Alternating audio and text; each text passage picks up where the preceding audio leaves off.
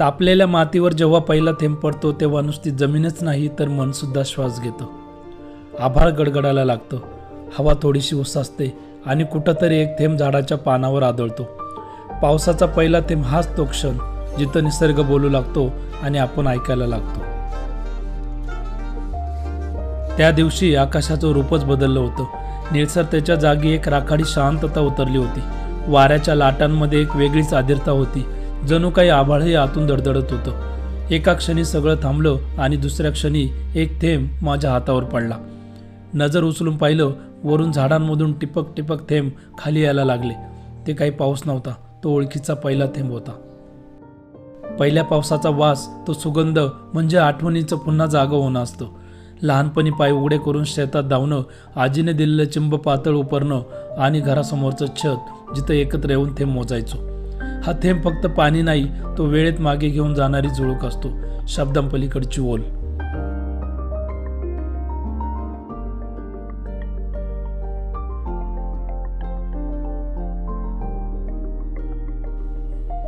त्या पावसाच्या थेंबांनी फक्त अंग ओलं केलं नाही तर मन सुद्धा भिजवलं.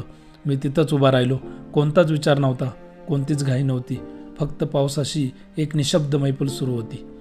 त्या मैफिलीला शब्द नव्हते पण अर्थ होते, मोकळेपणाचे, सोबत असण्याचे.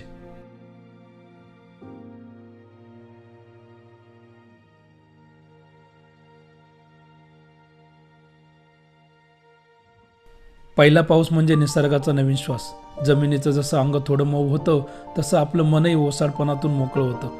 त्या क्षणात जणू काही माझ्या आत दडलेल्या साऱ्या थांबलेल्या भावना ओघळून यायला लागल्या.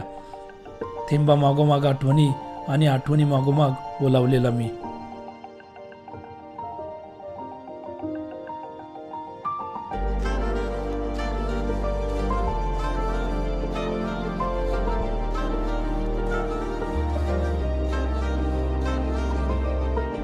पावसाचा पहिला थेंब नेहमीच नव्याचा असतो, पण त्यात लपलेली प्रत्येक भावना जुनी असते.